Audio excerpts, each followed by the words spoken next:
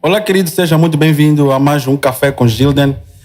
2023 entramos de forma espetacular assim que é, de uma forma diferente, novo cenário, convidados novos.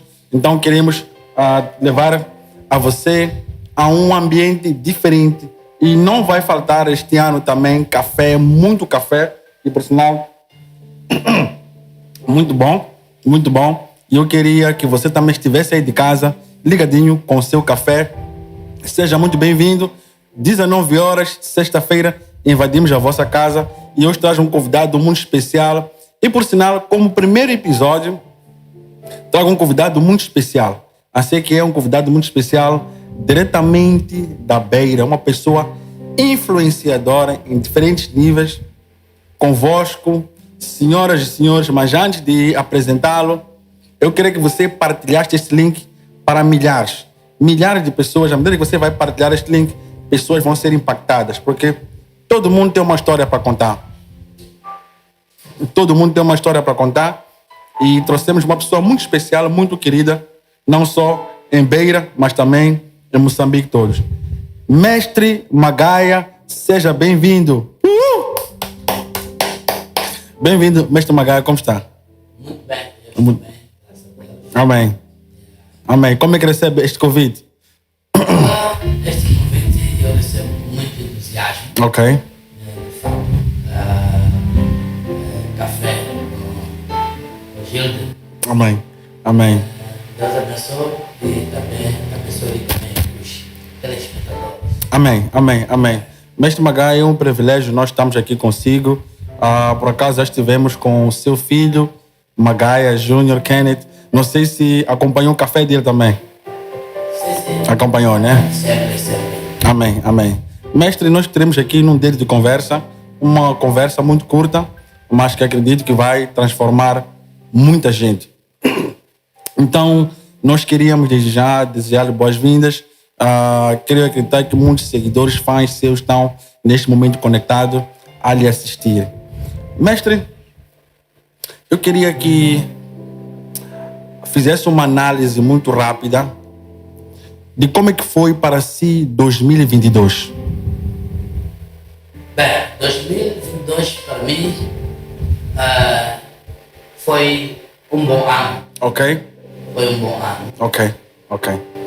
Um bom ano, partindo do princípio, tive meu filho, Ok. que fez casamento em dezembro. Boa. E depois plantou a igreja. Ok. E completou um ano na igreja. Ok. E eu vim me presenciar isto mesmo. Boa. Então, para mim, encarei bem o ano. Boa. Muito bom. É a primeira vez aqui em Maputo? Não? Quando é que esteve cá? Mais de 9 vezes. Uau, muito bom. Missões, ministeriais, liderança, como é que foi? Exatamente. Vim cá com uma organização chamada Manorela. Ok. Estava hospedado no hotel. Ok. Vim por 3 vezes com cruzada de Ernest Angle. Ok. Onde o pastor David Zimba era um dos organizadores. E vim aqui mandado por alguns amigos da Inglaterra para poder encontrar com o pastor Mabunda. Ok. Por causa da revista Passo a Passo. Ok. Vim aqui por questão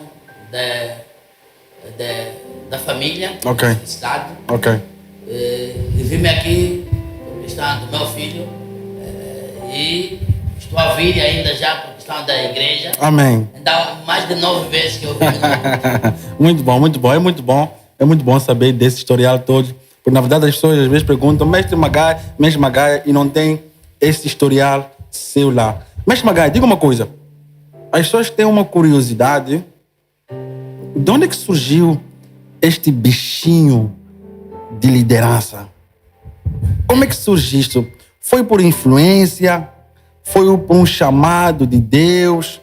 Ou porque alguém disse que tinha esta habilidade natural? Porque notamos que em Beira vai muito bem dar a sua localização, um pouco assim, está em Beira, mas em que cidade? Não sei, Mocuba, não sei como é que é. Mas como é que surge este espírito de liderança, de líder? Bem, o espírito de líder surge de fato depois de eu ter uma visão clara dos assuntos de Deus.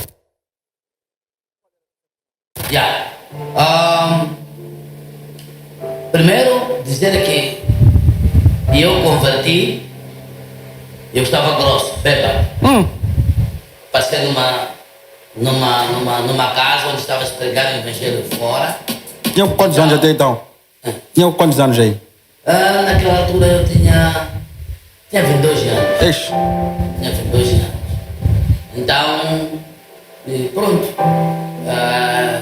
Quem quer Jesus? Levantei braço grosso. No dia seguinte, as pessoas vieram me dizer que você converteu. Eu recusei. Eu fumava, bebia, eu fazia. A minha mãe ficou muito mal comigo. Você converteu, vai à igreja. Porque viam o que eu estava fazendo. Exatamente. Exatamente. Onde eu bebesse, a pessoa tinha que preparar uma corda para me amarrar. Ixi. Eram situações. Mas graças a Deus, daí pronto, fui para a escola bíblica. Ok. Fui para a escola bíblica. Concluí, fiz 9 disciplinas. Ok. Então daí pronto, voltei a casa e começava a pregar o evangelho. Ok. Nas estradas. Ok. Nos mercados. Ok. Nas esquadras, nas cadeias. Ok. E muita gente aproximava porque ficavam admirados. Ok. Por causa daquilo que eu sou. Estavam admiradas. Mas como? Então eu por ali, então comecei a ver as injustiças das lideranças. Então é onde eu tive uma visão clara que seria muito importante que eu começasse o ministério. Ok. E depois também colocar o assunto na clareza.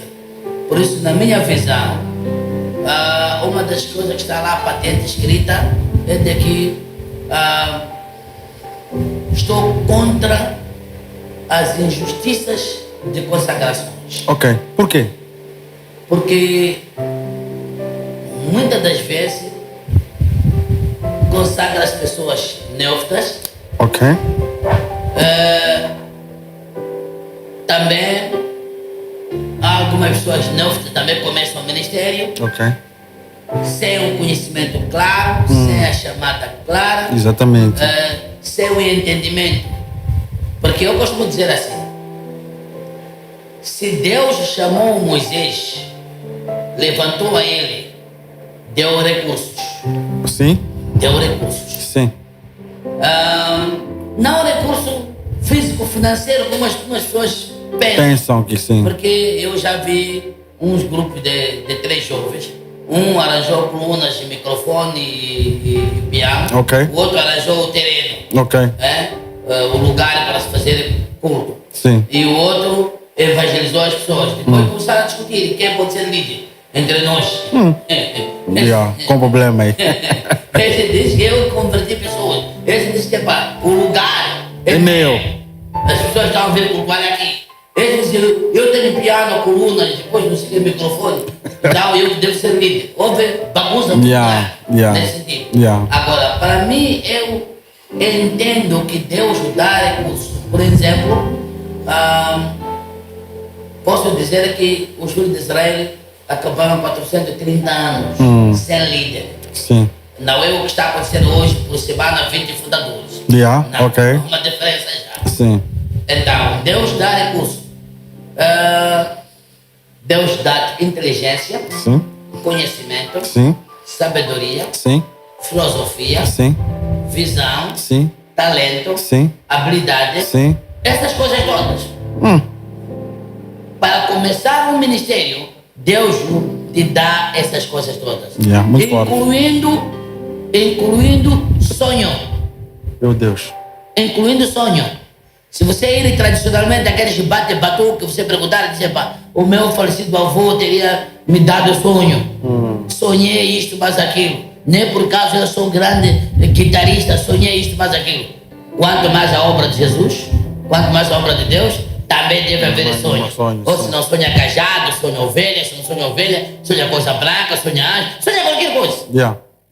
Então, todos os recursos Deus te dá para você começar uma obra. Mestre, voltando um pouquinho assim atrás, falou algo muito interessante que eu queria que explicasse um pouquinho sobre isso. Quais foram os desafios que teve para evangelizar nas ruas, nas cadeias, nos hospitais, nas quadras, tendo em conta que isto, muitos dos líderes têm vergonha de fazer? De onde é que veio esta coragem? De onde é que veio isto? Revela para nós o segredo. Logicamente, essa coragem eu levo por causa da história do apóstolo Paulo. Ok, conta para aí, conta para nós. O apóstolo Paulo, mal que ele converteu, e foi confirmado que seria vaso útil para a obra do Senhor, e ele saiu da Antioquia da Pisídia para a Antioquia da Síria. Ele entrou a partir do porto de Seleucia para Pafo, em Chipre, e por sua vez ele encontrou lá um homem chamado para Jesus, tentou impedir para que o governador não ouvisse o evangelho, e ele orou para este homem no sentido que possa não ter visto até que ele saia naquele lugar pregando o evangelho. E depois o apóstolo Paulo saiu daí para Icônio, Listra, Derbe e outros sítios. Foi apedrejado e foi colocado fora da cidade, meio morto, e ele junto com Barnabé, mas quando acordaram, disseram que não, para fortalecermos os discípulos que nós convertemos, temos que passar de novo nos mesmos sítios. Se não passarmos nos mesmos sítios, pode nos ver como se nós somos fracos. Então, isto era uma coragem muito grande para aqueles homens de Deus, onde se fosse eu ou qualquer uma outra pessoa procurava um caminho corta-mato para fugir. Exato. Mas não aconteceu com aqueles homens aí. Ficaram encorajados nesse sentido. Eles chegavam na cidade, como por exemplo a Europa, onde via lá uma superstição, mas eles conseguiam desmascarar ao ponto de colocar o evangelho lá. Amém. Então, esse tipo de coragem que o apóstolo Paulo tinha, isso eu fiquei na inspiração. Foi a partir dali que eu fiquei me encorajado para conseguir começar a andar com a obra sem medo nenhum. Muito forte. Em várias ocasiões deparei-me com algumas coisas que posso falar ainda depois, mas francamente a coragem ganhei através do apóstolo Paulo. Boa. E depois diz, faça a obra evangelística. Amém. Para o Timóteo. Então, tem que continuar. Identificou a visão, prosseguiu. Quais foram os desafios que teve para implementar este aspecto da visão na sua liderança? Teve apoio? Teve críticos? Teve financiamento? Ou era só a voz de Deus a lhe direcionar?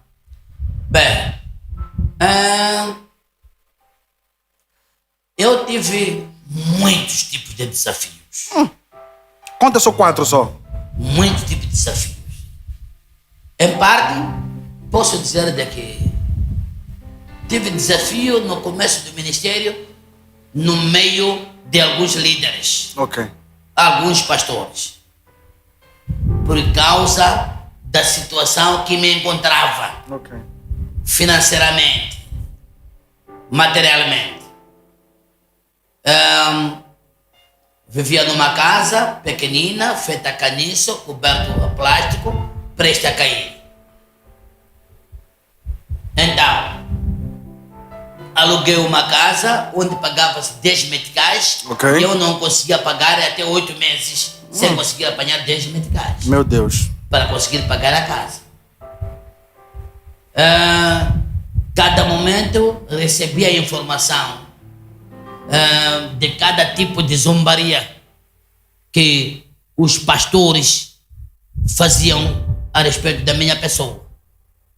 Zombarias essas que acabei caindo com sistema nervoso, que recuperei-me no hospital. Meu Deus. E por sua vez, o médico disse: não há nenhuma coisa que te apoquenta na vida. Eu disse: não, eu sou líder. Eu disse: não, o fato de ser líder, o fato de ser pastor, deve haver muitas informações que aparecem negativas para você. Sim. E eu fui concluído.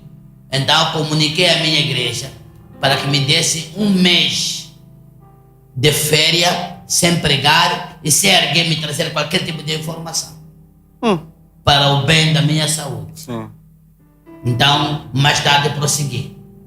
Meu Deus. Este foi um desafio a partir dos líderes religiosos que cada indivíduo falava o que falava. Exato. Então também entrei no outro desafio, na família. Meu Deus, fala aí, pastor. Sim, o desafio na família é tentando puxar-me para a tradição. Yeah. Fui descobrindo que, afinal de contas, muitos na família não religiosa gostam de ver um deles a converter. Mas só quando converte não sabe as consequências. As consequências de alguém converter é de não já agora responder a algumas tradições que a família precisa. De novo a família fica chateada. Afinal, nós pensávamos que seria um anfíbio ambientar-se a partir do cristianismo, tanto como se fossem nossas tradições. Yeah. Mas agora ele vai de vez. Não, tem que procurar mesmo como lhe trazer de volta. Então eu tive esse desafio. O meu pai ia nos curandeiros, os curandeiros diziam que pega um dos seus filhos para tratar-nos. Sim. Meu Deus, pastor. Vamos tratar a ele para ser boxeiro, para conseguir bater pessoas, não sei o que. Meu Deus, mestre. Vamos tratar a ele para ser chefe em algumas empresas. E o meu pai vinha me dizer com toda a convicção. E praticamente eu tudo recusava. Por fim, o papá foi conseguir mesmo um curandeiro trazer na casa e convencer a minha esposa, mas a minha esposa primeiramente relata para mim que não, eu tenho marido, vou falar com ele. Quando fala comigo, então eu pego a Bíblia, fui no encantamento dele, juntei-me aí, eu disse: o seu encantamento com a minha Bíblia, o que é mais valioso? Yeah. E eu quero procurar a partir de si, adivinhar-me se Deus existe ou não. Se isso não precisa adivinhar. Certo? Se não precisa adivinhar, então eu estou em Deus. Você fica com as suas coisas. Então, aí lutamos porque eu queria pegar aquilo hereditário, até que o meu pai veio me pedir especial favor para que eu deixasse. Então, praticamente eu já estava muito inteirado na arena cristã, na arena religiosa. Amém. Isso me obriguei um dia a conversar com meu pai das 19 horas até 2 horas da madrugada para explicar a minha transformação. Sim, foi nesse sentido. E ele percebeu? Exatamente, ele percebeu. Porque mais tarde também o meu pai converteu. Então, isto aí foi um desafio para mim. Então, um outro desafio foi de que como que as pessoas passariam a me conhecer também como líder. Yeah. Eu acredito que qualquer um que é líder tem tido isto. Yeah. Um desafio no interior dele, que as pessoas, será que conhecem o que eu estou a fazer? Conhecem o que estou a fazer? Então, precisa de ser conhecido. Então, o próprio Deus é que faz com que eu seja conhecido. Por quê? Porque quando a cidade da Beira teve um dos ciclones em 2000, muitas pessoas passaram mal, mas os pastores se congregaram para orar sobre isso. Então, por sua vez, eu era um dos pastores mais miúdos no meio dos pastores grandes. Então, tinha um pastor chamado Chapepa, que trabalhava dentro da Cornelde, e que foi levantado para pregar. Quem estava a programar era o pastor, esses pastores todos que estão a falar, já saíram neste mundo. O pastor Bonga, que estava a programar. O pastor Chapepa depois pegou um pouco, esquecia a oração. Estou a pedir ao apóstolo Lázaro para orar para mim. O apóstolo Lázaro, quando levantou, só falou em nome do Pai, do Filho e do Espírito Santo. Aquele pastor caiu do altar e todo mundo abriu vista. O que se passou? Cada indivíduo interpretava a sua maneira. Aquele altar tem droga? Ou o apóstolo Lázaro tem droga? Ou este homem é muito pecador? Então, para mim, uma das coisas que concluí agora é de que Deus queria se revelar através de mim. Por quê? Porque todo mundo teve medo de ir lá. Eu fui o único que levantei-me na ponta para vir até no altar, orar para aquele pastor. Quando despertou, o pastor foi sentar Tá vendo? E deixou a Bíblia tudo no altar. E todo mundo levantou o braço, acenado de que eu devia tomar a continuidade no altar. Quando tomo continuidade lá no altar, depois de pregar, que só disseram que não, pregou a pregação daquele homem aí, porque normalmente há muito tempo era assim, quando entra o primeiro pregador, o segundo pregador não pode ir fora daquilo que o outro pregador falou, tem que continuar com aquele versículo. Então era assim. Então, pela primeira vez pediram-me que prega também o que Deus te colocou no seu coração. Então eu preguei uma mensagem com o tema Deus funciona nos fenômenos. Então expliquei muitas outras coisas. Gostaram e disseram que tratados de uma vigília, você mesmo que deve dirigir, porque todos eles são velhos. E eu tinha que dirigir até amanhecer. Daí pronto, pediram para que euisse pregar num funeral. E fiz. Pessoas começaram a publicar. E onde surge, o apóstolo Lázaro levou-me da casa dele e disse, você tem dom de ser mestre. No ano 2000, passado 15 anos, ele veio me consagrar. E 197 pastores de diferentes igrejas assinaram que o Batista Magaia é o mestre. E o outro também foi revelado com Deus para trazer certificado que vinha de reconhecimento, de honra. E aconteceu. Tornei popular partindo dos pastores. Tornei popular partindo dos pastores nesse sentido. E daí também mais tarde, quando preguei na praça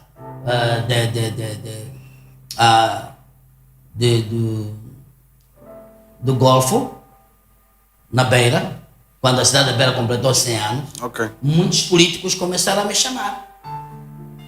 Na altura, o governador era Vaquina, ele também me chamou. O atual governador, na altura, era chefe, presidente da Assembleia do município, o senhor Lourenço Ferreira Bulha, também me chamou. O presidente, que era na altura do município de Chimoio, Sarandi, também me chamou. E depois o presidente da Renamo, o Jacama, também me chamou. E muitos outros chamaram, querendo conversar comigo, querendo ouvir de mim. E ali ganhei uma outra dimensão da popularidade no mundo dos políticos. Boa, muito então, bom. praticamente, superei esses desafios. Com a coragem e mais, superei. Boa. Mestre, diga uma coisa. Tem nome de duas pessoas que gostava de agradecer e mencionar de que forma lhe ajudaram nesta trajetória? Pessoas que influenciaram positivamente, grandemente para que hoje mestre fosse o que fosse. Bem, antes de que eu fale, não posso deixar à parte um dos desafios, que é de ser abandonado na igreja. Conta aí. De ser abandonado na igreja. Conta aí. E eu praticamente já fui abandonado com 156 membros. Por quê? Já alguns líderes da minha igreja fizeram desconverter 19 pessoas. Já fui abandonado com 4 membros fundadores. Tive muito esse desafio de abandono. Mas a persistência, a fé, amor, a longanimidade, a paciência, essas coisas fui descobrir que eram armas da vitória. Amém. E fiz um tema desta maneira: as armas do sucesso e vitória. Amém. Mencionei essas coisas. Amém. Afinal de contas, as armas do sucesso e vitória não é canhão, bazuca, morteiro 60, AK-47, Makarov, blindado, BTR, MiG. Não. As armas de vitória e sucesso são amor, paz, longanimidade, mansidão, alegria, paciência, essas coisas todas. O fruto do Espírito. São grandes armas. O fruto do Espírito. Sim. Então, isso me ajudou muito. Isto me ajudou muito. E tenho um grande número de pessoas que vieram a arrepender, embora alguns não conseguem voltar, mas estão num processo de arrependimento contínuo. Esse desafio de ser abandonado surge em 3 prismas. A primeira é de que algumas pessoas, você pode explicar como pode não ter visão clara sobre ti. Por quê? Porque estão numa luta muito maior. O que acontece alguns membros da igreja, eles ouçam coisa fora e ouçam coisa contigo e eles ficam entre espada e parede. E depois acabam decidindo porque muito tempo não está contigo na igreja, muito tempo está lá fora. Então consome mais o que é de fora do que pouco quando encontra contigo como líder. Então, essa conclusão deles é de te abandonar. Enquanto na outra segunda prisma, para mim, o abandono é de que pela força de algumas senhoras para alguns líderes, porque alguns líderes, as suas senhoras são muito fortes. No sentido de começa a ouvir o evangelho, a pregação, que isto pode abrir em mente os nossos maridos. Então levantam. Muito forte. Muito forte, pastor. Esta maneira de explicar, esta maneira de pregar, este homem vai abrir em mente dos nossos maridos e nós nem iremos conseguir dirigir os nossos maridos. Porque a grande luta é de quê? É de que todo homem foi nascido pela natureza com instinto de liderança. Sim. Só que a mulher foi sempre dita que devia estar embaixo do seu marido. Então, não é boa tendência para ela. Para ela, não está contente por causa disso. Tem que procurar todo o meio possível de como estar em cima do marido. Então, praticamente, quando entra numa igreja onde se prega a clareza, o evangelho, onde se levanta os homens para serem como homens, algumas senhoras não gostam disso. Não gostam. Então, passa toda a vida a lutarem com os seus maridos na casa e procuram palavras assim persuasivas e também tentam fazer alguns tipos de fingimentos ao ponto de adaptarem algumas coisas em como se fosse estar a ouvir com as pessoas isto mais aquilo. Exatamente. Só tudo isso para o marido retroceder. Amém. Essa era a segunda prisma. A terceira prisma de abandono de algumas pessoas é reparar a condição financeira do líder. De fato, no meio da pobreza, quem este homem é? Quem este homem é no meio da pobreza? Então, no meio disso, algumas pessoas tentam te ajudar, mas não ser como ajuda. Tenta te ajudar para te controlar. Controlar, sim. Tenta te ajudar para te dirigir. Tenta te controlar através daquilo que eles dão, no sentido de que uma coisa não pode ser inteligente e não pode ser uma pessoa suficiente financeiramente. Há isto que muitas pessoas não sabem disto. Por exemplo, você é um líder de uma organização. O que te faz você ser líder é a inteligência que você tem. Amém. Eu costumo dizer às pessoas, por que é que eu sou mestre? Sou mestre porque eu penso diferente como você. Exato. Se eu pensasse como você, estaria como você. Exatamente. Então, eu penso de uma outra maneira, porque eu sou mestre. Então, a diferença nossa de pensar. Agora, algumas pessoas entram na contradição. Como é que ele tem que ser pensador e tem que ser economicamente rico também? Não. Pensamento como está na cabeça dele. Deus é que lhe deu. Não conseguimos combater. Agora, parte da finança, conseguimos combater. Ele não pode ter finança. Existem pessoas desta maneira. É um desafio muito grande. Muito grande. Muito grande. Mestre, diga uma coisa. Eu estava a perguntar, se tivesse que agradecer a 2 pessoas, quem seria? Que ajudaram muito nessa tua trajetória. Bem, se eu tivesse a agradecer as pessoas... 2 só. Uma pessoa, no meu tempo, naquela altura... Sim. O apóstolo Lázaro e Brian Morris, da Austrália. Então, Brian Morris, da Austrália, até porque deu o nome ao Pachimagá Júnior, Joseph. Um dos nomes dele é Joseph. Nunca se fala muito. Mas Brian Morris e apóstolo Lázaro, os dois. Boa. Então, pessoas tiveram um papel. Outras pessoas fizeram bem, mas depois recuaram. Nos efeitos negativos contra de novo. Porque a pessoa faz o bem, mas depois tragam mais o bem que eles fizeram. Tá vendo? Como, por exemplo, pessoa que me ajudou, me encaminhar até na escola bíblica, tudo, não sei o quê. Mas depois só recusar, fazer carta para eu casar. Tá vendo? Não pode, porque é muito pobre assim, não sei o quê. Não, algumas pessoas não estão preparadas para nos ver a mudar. Sim. Yeah. Mestre, quantos ministérios tem agora montado? Esta parte não entendi melhor. Quantos... Estava a dizer, tem a sua sede que está na Beira, não é isso? Exato. Então, quantas ramificações do seu ministério tem? Ok. Tenho, neste momento, com o Maputo, 34. 34? Sim. Boa. E o restante está na Beira, distribuído? Na Beira, em Tete e Zambésia. Uau, muito bom, muito bom. Mestre, só para finalizar com uma questão.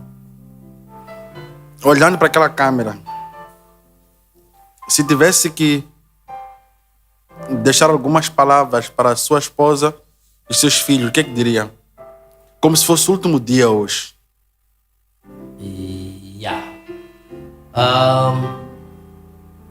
Pronto. Tentem me perdoar um pouquinho. Ok. Mencionei antigamente, no meu tempo, mas também atualmente, posso falar o apóstolo Ricova e pastor Tomás Pereira, bispo Pedro. Então são pessoas que têm ajudado muito agora. Amém. Não. Acho que receberam um recado aí. Então, agora, as últimas palavras... Se hoje fosse o último dia... Se fosse o último dia... O Kennedy, o Drift estão aí parados, a sua esposa, seus filhos. O que diria a eles? Eu diria que... todo aquele que abraçou o ministério pelo qual eu iniciei, restante, apoiem a ele e caminhem. 2, todas as vossas dificuldades não encarem como ponto de estagnação. Levante vossos olhos e repare ao autor e consumador da fé, que é Jesus. Amém.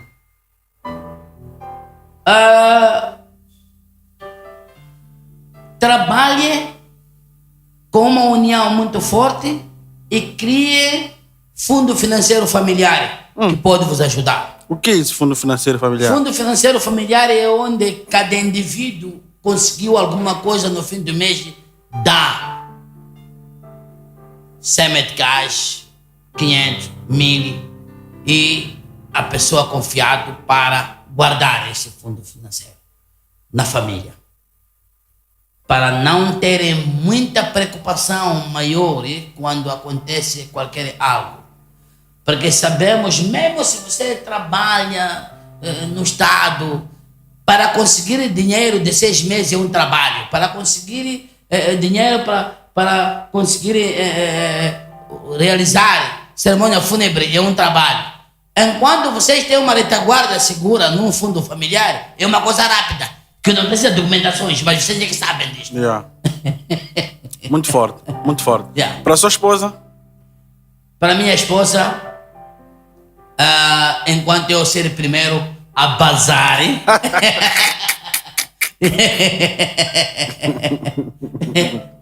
Muito obrigado, mestre. Eu digo, esposa, guarde o vínculo de amor para com seus filhos e repara os seus filhos, como eu. Amém. Mestre Magaia, muito obrigado por este momento especial que nos teve diretamente daqui de Maputo, nos estúdios de Assis. Para si que nos acompanhou, dizemos muito obrigado. Prometemos trazer um outro café, outro debate, junto com o mestre Magaia, em Beira. Deixamos este convite. Paz e prosperidade. Tchau!